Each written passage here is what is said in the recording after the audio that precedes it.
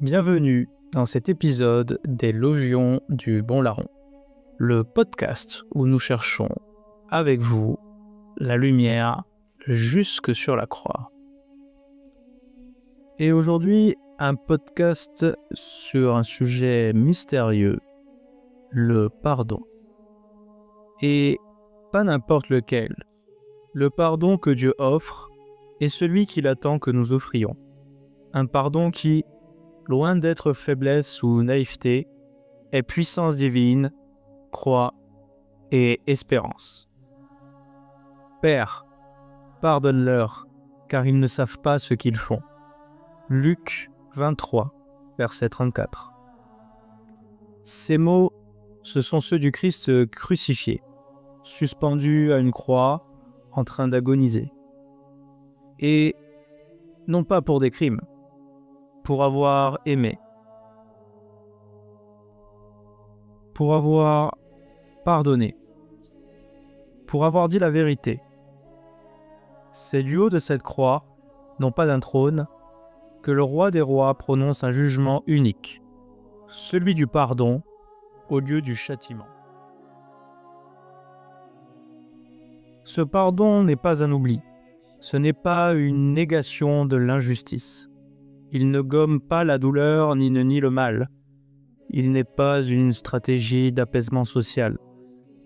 Il est une grâce, une vertu surhumaine, une puissance de Dieu offerte à l'homme que l'homme seul ne peut ni concevoir ni donner. Saint Thomas d'Aquin écrivait : « L'homme ne peut se relever du péché mortel que par la grâce qui l'établit en une certaine amitié avec Dieu. » C'est ce que manifeste, d'une manière bouleversante, l'épisode du Bon Larron. Ce malfaiteur, crucifié aux côtés du Christ, voit dans un condamné supplicié le roi d'un royaume éternel. Saint Augustin le dit ainsi : « Il l'a vu dans les tortures et il l'a adoré comme s'il eût été au sein de la gloire. » Le pardon, dans ce contexte, n'est pas le fruit d'un raisonnement. Il ne procède pas de la logique humaine. Il ne peut jaillir que du cœur du Christ, ce cœur qui aime ses ennemis, qui prie pour ses bourreaux, et qui offre à ceux qui l'ont rejeté la plus haute preuve d'amour. Mais dans notre monde, que reste-t-il de ce pardon ? Dans une société individualiste, marquée par la défiance, l'orgueil blessé, la revendication constante de justice et de reconnaissance, pardonner est vu comme de la faiblesse. Et pourtant, plus nous refusons le pardon, plus nous nous enfermons dans le cycle de la haine et de la vengeance. Le pardon, ce mot semble à la fois trop simple et trop lourd. Trop simple comme un mot d'enfant, trop lourd comme une injonction impossible. Et pourtant, c'est à travers lui que le monde peut encore respirer. On croit souvent que pardonner, c'est absoudre, oublier, céder. Mais en vérité, pardonner, c'est résister. Résister à la loi du plus fort, à l'entraînement implacable de la vengeance, à l'idée que l'autre ne changera jamais. C'est briser le cycle du mal par un acte libre, déchirant mais fécond. Le pardon n'efface pas la croix, il la traverse, il ne supprime pas la blessure, il la transforme en lieu de grâce. Et c'est là que réside le scandale du christianisme. Non pas dans une morale douce ou dans une spiritualité consolante, mais dans cette annonce inouïe que l'amour, même trahi, même crucifié, peut encore tout recommencer. Ce pardon-là n'est pas naturel, il n'est pas humain, il est don, il est participation au mystère même de Dieu. Saint Jean Chrysostome l'avait compris lorsqu'il écrivait « Rien ne rend l'homme si semblable à Dieu que de pardonner aux méchants. » C'est cela, pardonner.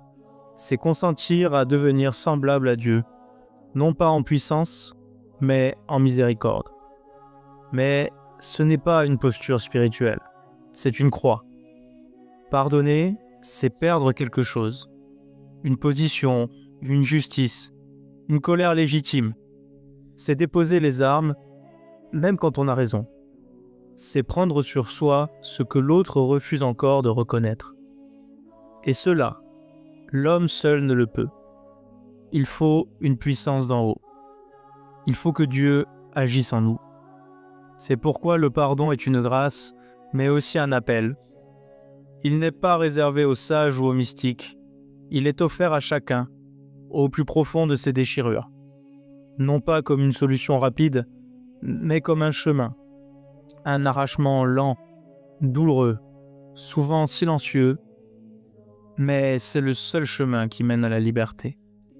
Car ce que le monde propose à la place du pardon, c'est l'amnésie ou le ressentiment. On nous dit « oublie » ou bien « exige réparation jusqu'à ce que l'autre disparaisse ». Dans les deux cas, on ne guérit pas. On reporte la blessure, on la transfère, et le mal recommence tôt ou tard. Le monde moderne, dans sa course à la justice, oublie la miséricorde. Il veut purifier l'histoire sans passer par le cœur. Mais sans le pardon, c'est la pureté qui devient oppression. C'est la mémoire qui devient vengeance. C'est le droit qui devient glaive. Saint Grégoire de Nazianze écrivait « N'imite pas la méchanceté en la punissant. Guéris le mal par la douceur. » Voilà la sagesse chrétienne. La douceur n'est pas faiblesse, elle est arme divine. Elle tranche plus profondément que la violence du glaive. C'est ce que le Christ a incarné, non par des mots, mais par son silence devant Pilate, par sa paix au jardin, par sa tendresse envers celui qui l'a trahi. Il n'a pas plaidé sa cause, il a aimé jusqu'au bout. Et ce qu'il nous dit, c'est que ce même pardon peut renaître aujourd'hui dans nos relations, dans nos communautés, dans nos blessures les plus concrètes. Non pas à force de volonté, mais en puissance, dans la source du pardon reçu. Comme il le dit dans l'Évangile, celui à qui on a beaucoup pardonné montre beaucoup d'amour. Luc 7, verset 47. Et celui qui refuse de pardonner, c'est souvent celui qui a oublié qu'il fut d'abord relevé. Le pardon ne se décrète pas, il ne se force pas, mais il se prépare, il se demande, il se reçoit. Et un jour, il éclot, comme un fruit mûr sur une branche stérile. Il vient d'ailleurs, mais il prend racine en nous. C'est pourquoi il est notre unique chance, notre seul espoir de ne pas devenir semblable à ce qui nous a blessés, notre seul chemin de rédemption, notre seule manière de ne pas laisser le mal avoir le dernier mot. Le pardon est l'avenir de l'humanité. Le pardon n'est pas une option, il n'est pas un supplément d'âme, une qualité pour les sages ou les saints. Il est l'alternative radicale à la destruction du monde. Le choix est simple, même s'il est difficile. Ou bien nous apprenons à pardonner, ou bien nous nous laissons dévorer parce que nous voulons combattre. Mais ce que le Christ nous révèle, c'est que le pardon n'est pas seulement une nécessité, c'est une victoire, la sienne et la nôtre. Non une victoire éclatante, bruyante, vengeresse, mais une victoire qui se manifeste dans le secret du cœur, dans le refus de haïr, dans la main qui se tend malgré la peur. C'est pourquoi la croix est le sommet de l'histoire humaine, non pas comme échec, mais comme réponse divine à notre violence. Pardonne-leur, Père, car ils ne savent pas ce qu'ils font. Voilà la parole fondatrice d'un monde nouveau. Et Jésus nous prévient. À votre manière de pardonner, vous serez pardonnés. Matthieu 6, verset 14. Il n'y a pas de pardon reçu sans pardon donné. Il n'y a pas de salut sans miséricorde en acte. Alors oui, le pardon est une croix. mais c'est aussi le seul chemin qui mène à la résurrection. C'est la condition de tout recommencement. C'est ce qui rend l'amour plus fort que la mort. Et c'est cela, au fond, la bonne nouvelle. Non pas que nous soyons capables de tout surmonter, mais que Dieu, en nous, le peut. Alors ne craignons pas de pardonner. Ne craignons pas d'avoir mal, d'avoir honte, de perdre.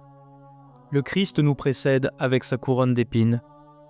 Et ce qu'il a fait pour nous, il veut désormais l'accomplir en nous.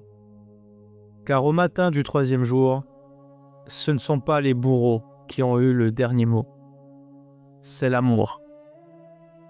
C'était les Logions du Bon Larron. Merci d'avoir écouté ce podcast. Je souhaite à tous ceux qui ont été blessés, qui souffrent dans leur corps, leur esprit et leur âme, de trouver la force de pardonner pour enfin être libérés de leur fardeau. Que le Seigneur vous guérisse et vous permette de continuer à chercher avec nous la lumière jusque sur la croix.